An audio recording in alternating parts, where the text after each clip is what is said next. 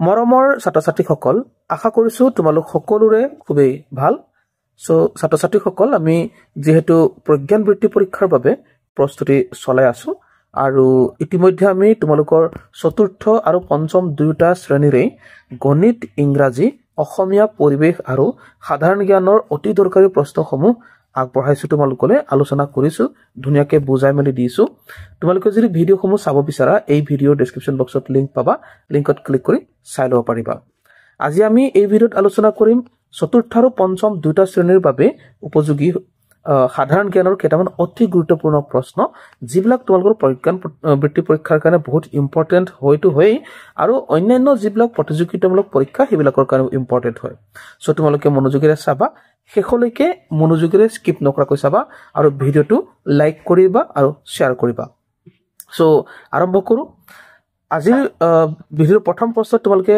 দেখিবলৈ পাইছা কৈছে যে অসমৰ প্ৰথম মহিলা মুখ্যমন্ত্ৰী গৰাকী কোন আছিল ঠিক আছে অসমৰ প্ৰথম মহিলা মুখ্যমন্ত্ৰী হৈছে সৈয়দা আনোৱাৰা টাইমুৰ মনত ৰাখিবা সৈয়দা আনোৱাৰা টাইমুৰে আছিল অসমৰ প্ৰথম মহিলা মুখ্যমন্ত্ৰী অসমৰ প্ৰথম মুখ্যমন্ত্ৰী বুলি কলে কাক কবা গোপীনাথ বৰদলৈ লোকপ্ৰিয় গোপীনাথ বৰদলৈ আছিল প্ৰথম অসমৰ মুখ্যমন্ত্ৰী কিন্তু ইয়াত কৈছে অসমৰ প্ৰথম মহিলা মুখ্যমন্ত্ৰীৰ কথা কৈছে সো মহিলা হলে সৈয়দা আনোৱাৰা টাইমুৰ হ'ব ঠিক আছে সো নেক্সট আহিলে সোৱা ইয়াত কৈছে যে গিবন অভয়াৰণ্যখন কোনখন জিলাত অৱস্থিত সো গিবন অভয়াৰণ্য যোৰহাট জিলাত অৱস্থিত যোৰহাটৰ ক'ত আছে যোৰহাটৰ মৰিয়নিত আছে ঠিক আছে so next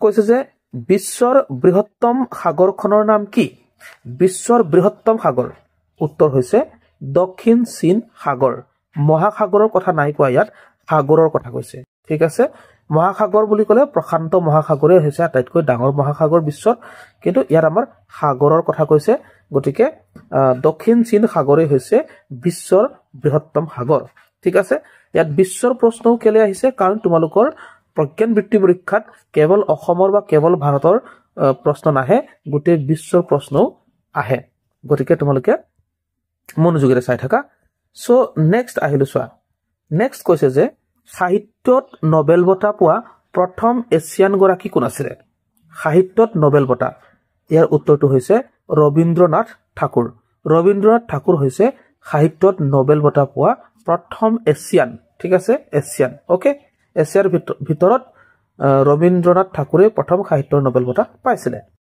so next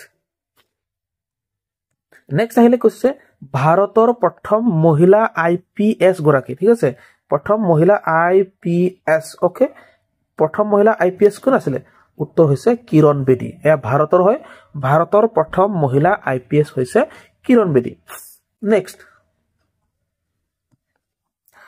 Brahmaputra নদৰ মাজত থকা শিৱ মন্দিৰ থকা দ্বীপটোৰ নাম কি ঠিক আছে ব্ৰহ্মপুত্ৰ নদ বুলি কোৱা হয় ব্ৰহ্মপুত্ৰক আমি নদী বুলি কওঁ কিন্তু আসলে ব্ৰহ্মপুত্ৰক নদ বুলি নকয় নদী বুলি নকয় নদ বুলিহে ক'ব লাগে কাৰণ ব্ৰহ্মপুত্ৰ হৈছে পুৰুষ নদী ঠিক আছে ব্ৰহ্মপুত্ৰ কি নদী ব্ৰহ্মপুত্ৰ হৈছে পুৰুষ নদী হেকাৰে ব্ৰহ্মপুত্ৰক নদী বুলি নকয় নদ বুলি কোৱা হয় ওকে এতিয়া কথাটো হল কি ব্ৰহ্মপুত্ৰৰ মাজত থকা শিৱ মন্দিৰ থকা দ্বীপটো ঠিক আছে ক'ত শিৱ মন্দিৰ আছে ব্ৰহ্মপুত্ৰৰ মাজত দুটাহে দ্বীপ আছে এটা হৈছে মাজুলী আৰু এটা হৈছে উমানন্দ গতিকে উমানন্দ দ্বীপটোতে শিৱ মন্দিৰ আছে ওকে বহুত ইম্পৰ্টেন্ট কথা তোমালোকে মন দি চাই যোৱা মই তোমালোকক এডিশনাল এক্সট্ৰা কথাও কৈ আছো গতিকে বহুত ইম্পৰ্টেন্ট হয় ঠিক আছে তোমালোকে লিখি ৰাখিব পাৰা নহলে ভিডিওসমূহ ৰিভাইজ কৰি চাই থাকিব পাৰিবা ওকে সো নেক্সট তলৰ কোন গৰাকী শ্ৰদ্ধেয় ব্যক্তিক অসমীয়া গদ্য সাহিত্যৰ জনক বুলি কোৱা হয় ঠিক আছে অসমীয়া গদ্য সাহিত্যৰ জনক উত্তৰ হৈছে বৈকুণ্ঠনাথ ভট্টদেৱ কিছুমান কিতাপত কেৱল তোমালোকে ভট্টদেৱ বুলিহে পাবা ঠিক আছে কিন্তু ভট্টদেৱৰ সম্পূৰ্ণ নামটো হৈছে Baikunthanath Bhattadev okay so next আহিলে কৈছে যে মহাবীৰ জয়ন্তী কোন ধৰ্মৰ ধৰ্মীয় উৎসৱ মহাবীৰ জয়ন্তী কোন ধৰ্মৰ ধৰ্মীয় উৎসৱ এয়া হৈছে জৈন ধৰ্মৰ ধৰ্মীয় উৎসৱ হৈছে মহাবীৰ জয়ন্তী, মহাবীৰৰ জন্মদিন হয়। নেক্সট আহিলে চোৱা, কৈছে যে তলৰ কোনগৰাকী জৱাহৰলাল নেহৰুৰ ভনীয়েক আছিল? জৱাহৰলাল নেহৰুৰ ভনীয়েক কোন আছিলে? উত্তৰ হ'ল বিজয়লক্ষ্মী পণ্ডিত। বিজয়লক্ষ্মী পণ্ডিত আছিলে জৱাহৰলাল নেহৰুৰ কি আছিলে? ভনীয়েক আছিলে। ঠিক আছে, জৱাহৰলাল নেহৰু কোন আছিলে গম পোৱা নে? জৱাহৰলাল নেহৰু আছিলে ভাৰতৰ প্ৰথম প্ৰধানমন্ত্ৰী। ভাৰতৰ প্ৰথম প্ৰধানমন্ত্ৰী কোন আছিলে? জৱাহৰলাল নেহৰু। জৱাহৰলাল নেহৰুক আমি পণ্ডিত বুলি জানো, পণ্ডিত জৱাহৰলাল নেহৰু। অ'কে, নেক্সট চোৱা, কৈছে যে কোনটো ভাষা সোঁ হাতৰ পৰা বাওঁ হাতলৈ লিখা হয়? আমি সাধাৰণতে লিখোতে কিহৰ পৰা লিখো? এনেকে ইয়াৰ পৰা আৰম্ভ কৰি পেলাই এনেকে লিখি যাওঁ, কিন্তু কিছুমান ভাষা আছে যিটো আমি এইফালৰ পৰাহে এনেকে লিখা হয়। গতিকে কোনটো ভাষা আচলতে এইটো বাওঁ ফালৰ পৰা এনেকে লিখা হয়? ঠিক আছে, এয়া হৈছে আৰবী ভাষা। আৰবী ভাষাবোৰ বাওঁ ফালৰ পৰা এনেকে লিখা হয়। আমি সাধাৰণতে এনেকে সোঁ ফালৰ পৰা বাওঁ ফালৰ পৰা লিখো, সোঁ ফালৰ পৰা বাওঁ ফাললৈ লিখো, কিন্তু আৰবী ভাষাটো উল্টাকে লিখা হয়, বাওঁ ফালৰ পৰাহে সোঁ ফাললৈ লিখা হয়। অ'কে, চ' নেক্সট ইয়াত কৈছে কলীয়া ভোমোৰা দলঙে সংযোগ কৰা অঞ্চল কেইটা কি কি? অৰ্থাৎ কলীয়া ভোমোৰা দলঙে কোন দুখন ঠাই, কোন দুখন জিলা সংযোগ কৰিছে? ইয়াৰ উত্তৰটো হৈছে নগাঁও আৰু শোণিতপুৰ। নগাঁও আৰু শোণিতপুৰ এই দুখন জিলা সংযোগ কৰিছে কলীয়া ভোমোৰা দলঙে। বহুত ইম্পৰ্টেণ্ট, মনত ৰাখিবা। তাৰপিছতে নেক্সট আহিলে কি শক্তিৰ বাবে গ্ৰহ নক্ষত্ৰবোৰ মহাকাশৰ শূন্যত উপঙি থাকিব পাৰিছে? ঠিক আছে, আমাৰ পৃথিৱীও এটা গ্ৰহ হয়।